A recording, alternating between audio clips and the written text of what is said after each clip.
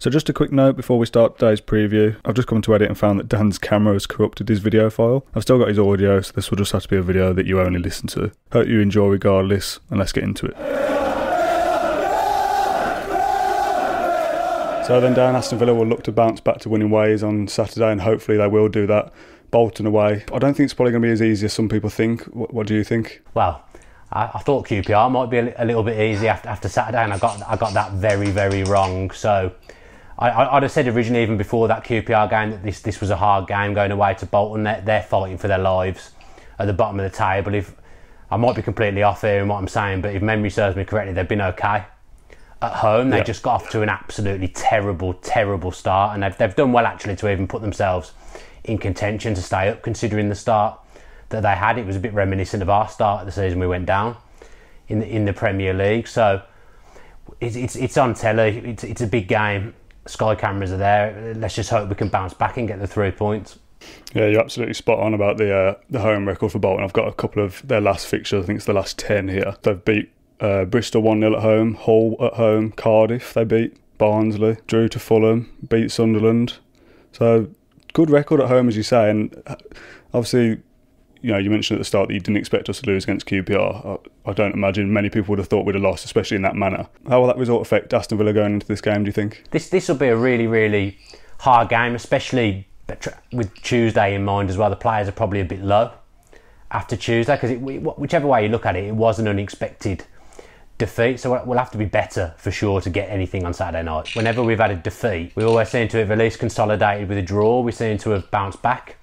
Yeah. The next game, I mean, the only time I can think of that we've lost 2 in a row, and this is without anything in front of me, is the start of the season when we lost to Reading and Cardiff away in the space of a few days. So we've been quite resilient, and we have bounced back in the main when we've had a setback. But we're going to have to go on an incredible run now, I think, to get second. Our second is still doable.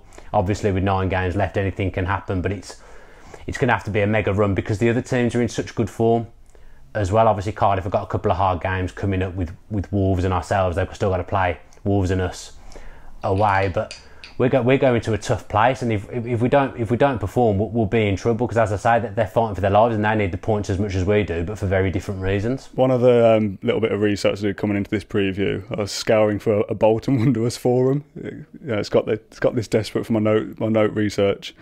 And there was a guy, I'm not going to name the forum, his user account is Big-ish Dave. Right. And he said, I've had a look at their team / likely lineup, and if I'm honest, it doesn't particularly frighten me. Not much there that you'll call genuine Premiership quality. Keep grab and quiet and stamp on Grealish early and we can win this. So the Bolton fans are pretty confident. I'd just like to quickly say that I'm sure Big-ish Dave doesn't represent the views of the whole Bolton fan base, and if there's any Bolton fans watching, it'd be nice to know what they think before the game kicks off, because I'm sure they'll all be piping up in the comments after the game, because that's what usually happens. Well, right, if you look at their home record, then to be fair, you say they beat Cardiff. Cardiff are obviously ahead of us. I know that's a simplistic way of looking at it, but QPR suffocated Grealish on Tuesday. He couldn't get any space. He was forced deeper and deeper. Not much movement in front of him, and we struggled. If Grealish doesn't play well, then you could say if you stop Grealish, you're stopping Villa. But we have got other good players who are in decent form before that QPR game. So I'm surprised at the level of confidence, because we've been good away from home this season, especially when you take into consideration the last few years. We've been very, very good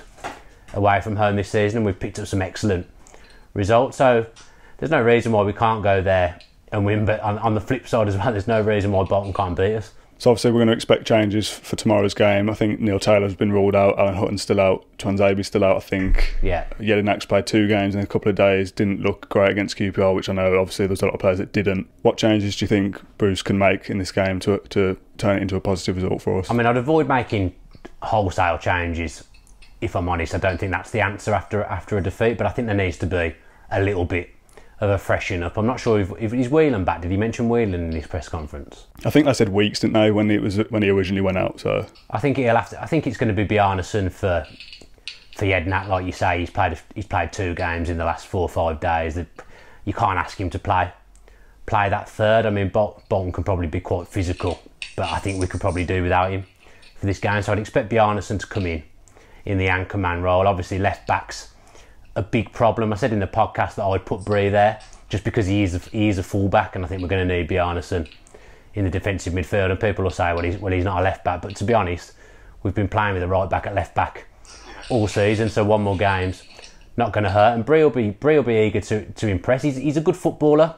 Bree, we've definitely not seen the best of him, and to be fair, we've probably not seen enough of him since he's joined. But this is a big test for him to come in off the back of a defeat when tensions are perhaps a bit higher than they would have been had we continued our run of form. But he's one for the future, Bree, and I think they are saying now that he was brought in for the future, but I think they probably expected him to hit the ground running a bit more than he has since he joined. So they'd be the two changes I'd make. Other than that, I think you'd keep it the same. You could argue to put Hogan back in for Grabban, but I felt Grabban was a bit isolated on Tuesday. And you can't knock a striker for having a bad game when there's zero service, and as I say, no one really played well on Tuesday. So his record's still 4 in 5, Grabban, so you have to stick with the form player, in my opinion. And when that midfield four of Adoma, Snodgrass, Grealish and Hourihans on song, not many teams in the league can stop them, so we need to get them back to the performance that they had in the Wolves game, and hopefully not see what we saw in the QPR game.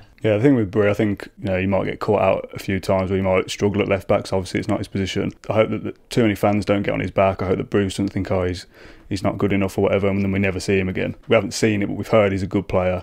There's something there. There's something there for the future. And with our right back spot seems to be ever changing. You'd expect to see Bree line up there for us in the future. But if it is at left back then for tomorrow, then fingers crossed it works out. I mean, in all honesty, Taylor's been caught out a fair few times in the last few games. He's not been at his best this season. He'd probably admit that himself. But we knew we might come across this problem at one stage in the season, because we knew we were going into the season with only one left back, and it was something we queried on the podcast certainly at the start of the season. It's a specialist position, and I know Hutton's filled in well there, and we've looked better with Hutton at left back arguably than we have done with Taylor. But you wouldn't expect anyone from the youth team to come in and cover, although there could be a youth defender on the bench, because we are so short there. We're down to the bare bones at the fullback areas, and considering it feels like we've got about 75 fullbacks, it's quite bizarre.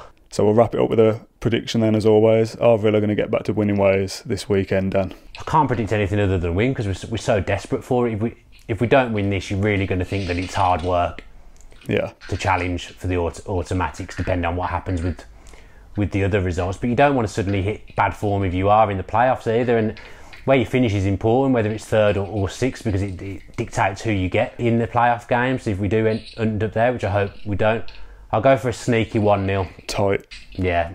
What about you? I think relatively tight as well. I think I'll go sneak a 2-0 away win.